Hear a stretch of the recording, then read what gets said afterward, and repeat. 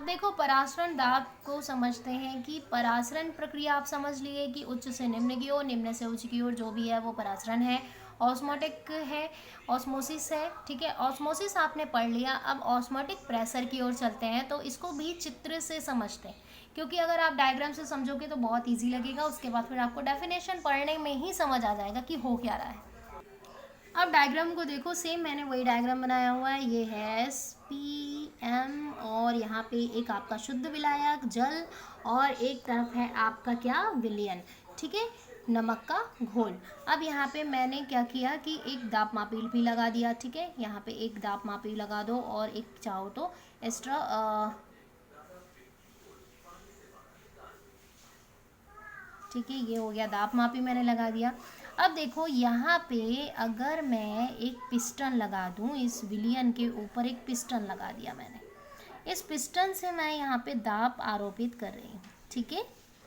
तो इस दाब को मैं जैसे जैसे बढ़ाते जाऊँगी, दाब जैसे जैसे मेरा बढ़ते जाएगा, ठीक है, वैसे वैसे क्या होगा, यहाँ से जो जल के अणु इधर से जा रहे हैं इस विलयन में, मतलब कि उच्च सांद्रता से इस निम्न सांद्रता की ओर, या फिर विलयन जो है निम्न, मतलब विलयन की जो सांद्रता है, निम्न विलयन की सांद्रता वो उच्च की ओर जब गमन कर रही है ना, दोनों डेफिनेशन यूज़ कर सकते हो।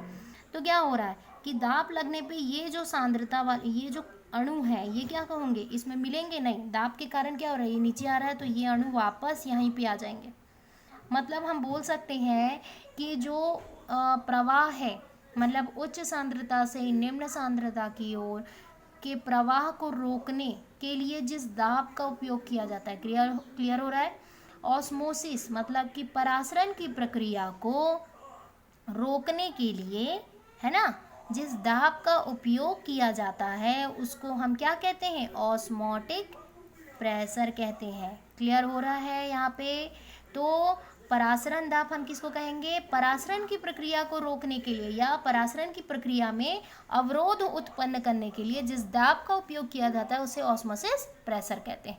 तो इसको चित्र के द्वारा समझ आया आपको। आपको बनाना होगा तो एक ही बार बनाओ चित्र, उसी में बना लो। बाकी आपको ये समझाने के लिए मैंने यहाँ पे मेंशन किया हुआ है, तो इसको आप परिभाषा में देखते हैं बेटा।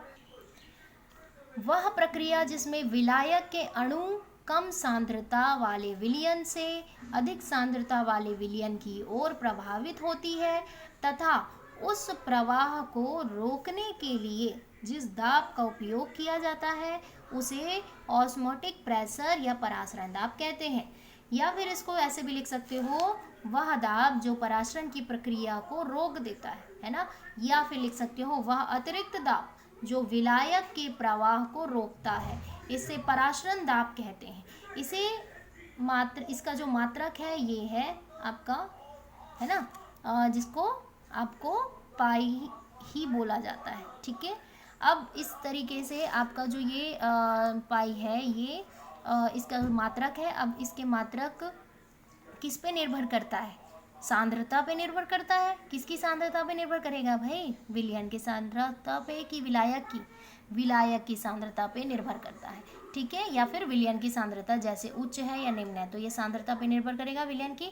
और जैसे जैसे ताप में मतलब प्रेशर बढ़ाएंगे वैसे वैसे इनकी सांद्रता में भी क्या होगी, जैसे ये पृथक होते जाएंगे, ठीक है। तो ये इस पे निर्भर करेगा सांद्रता पे। अब आते हैं प्रतिलोम परासरण। देखो ऑस्मोटिक प्रेशर आपको क्लियर हुआ। प्रतिलोम परासरण को हम इंग्लिश में बोलते हैं डिफ्यूजन प्रेशर।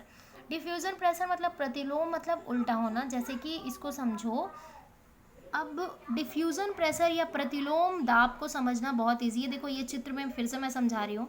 अभी परासरण दाब क्या था, हमने यहाँ पे दाब लगाया तो ये जो जल के अणु यहाँ जा रहे थे वो अब जाना बंद कर दिए, मतलब परासरण की प्रक्रिया रुक गई। अब अगर इस दाब को परासरण दाब से अधिक कर दें, ये परासरण दाब का एक लेवल है, इस दाब से मैं और ज़्यादा बढ़ाते जाऊँ, दाब यहाँ तक ला दूँ, दाब को परासरण दाब से बढ़ा दी, ठीक है। तो यहाँ पे क्या होंगे, विलयन में NaCl के साथ क्या है, जल है।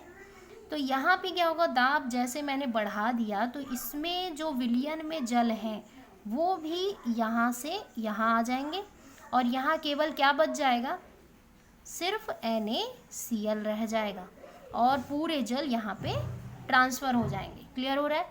तो इसको हम ये समझ सकते हैं, इसको सरल भाषा में मैं कह सकती हूँ कि प्रतिलोम दाब वह दाब है जो पराशरण दाब से अधिक दाब बढ़ा देने पर या अधिक दाब देने पर जो विलयन में उपस्थित विलायक होते हैं उनके अणु शुद्ध विलायक की ओर गमन कर देते हैं और फिर केवल विलय पदार्थ यहाँ पे बच जाता है।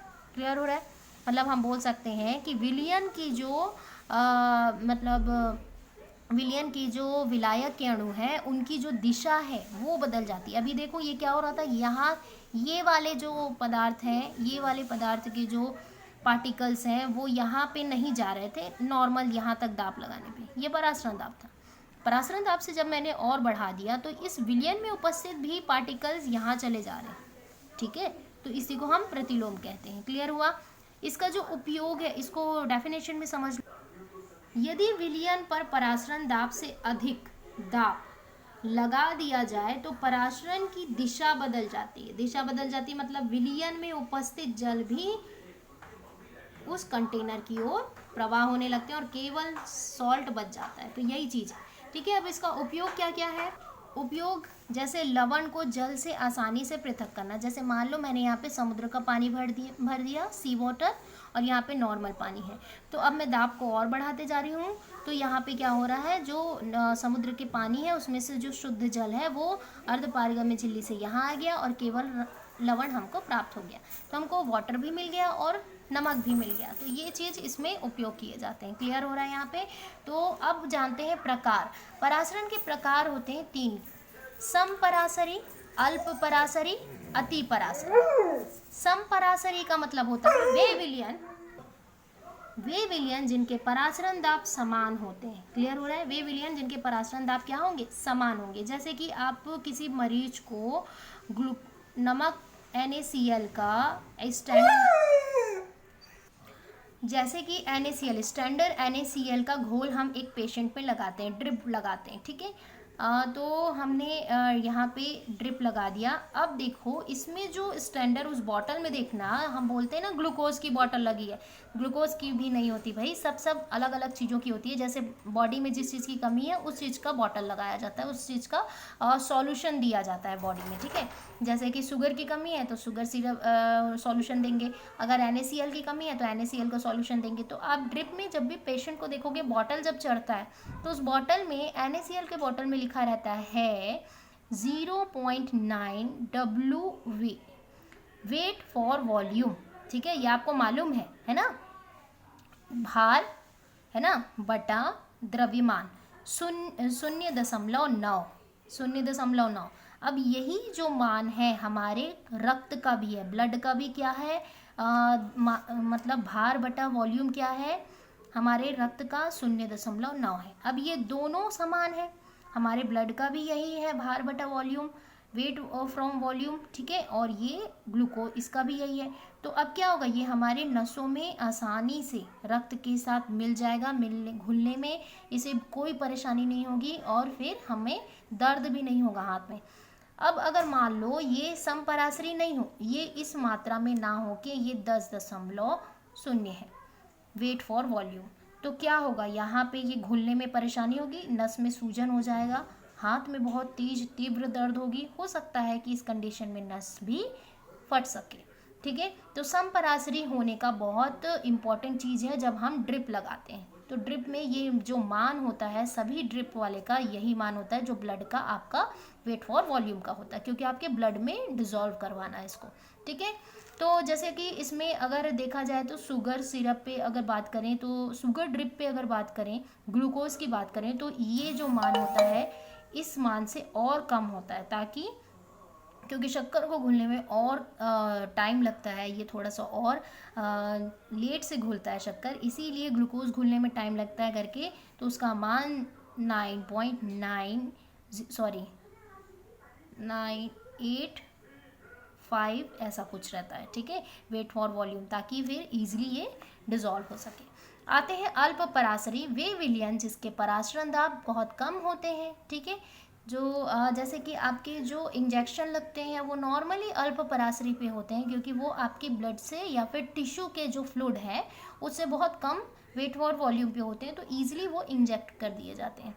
अति पराश्रय जैसे कि टिटनेस है, बोलते हैं ना कि हाँ भाई टिटनेस लगा तो वहाँ पे सेकाई करो, क्यों? क्योंकि वो उसके तो वो अति पराश्रय होते हैं। जैसे कुछ कुछ वैक्सीनेशन होते हैं जिनमें फीवर्स आना है, जिनमें फिर गांठें हो जाती हैं, या फिर उनकी सेकाई करने के लिए आपको डॉक्टर बोलता है कि 2-3 दिन इसकी सेकाई करो। तो मेन होता है ये अति पराश्रय, जिसमें पराशरण दाब क्या होता है, अधिक हो जाता है। तो ये जो वैक्सीनेशन में यूज़ होते हैं ज़्यादातर, ये नॉर्मल इंजेक्शंस में अल्पराश्रयी यूज़ होते हैं। तो यहाँ पे ये क्लियर हुआ प्रकार। यहाँ पे पराशरण का टोटल टॉपिक खत्म है और बहुत इंपॉर्टेंट टॉपिक है ये। अब हम सिर्फ वांट हाफ समीकरण पढ़ेंगे, सिर्फ एक टॉपिक छोटा सा बचा है, वो नेक्स्ट चैप्टर पे करेंगे। और इससे रिलेटेड जितने इंपॉर्टेंट क्वेश्चन है मैं नेक्स्ट क्लास में वांट हाफ समीकरण के साथ साथ इंपॉर्टेंट क्वेश्चन भी आप लोगों को लिखवा दूंगी, और फिर आपको सैम्पल पेपर के साथ इसकी तैयारी करते हुए चलना है। और कोई डाउट हो तो मुझे कॉल या मैसेज एनी टाइम कर सकते हो मेरे बच्चों।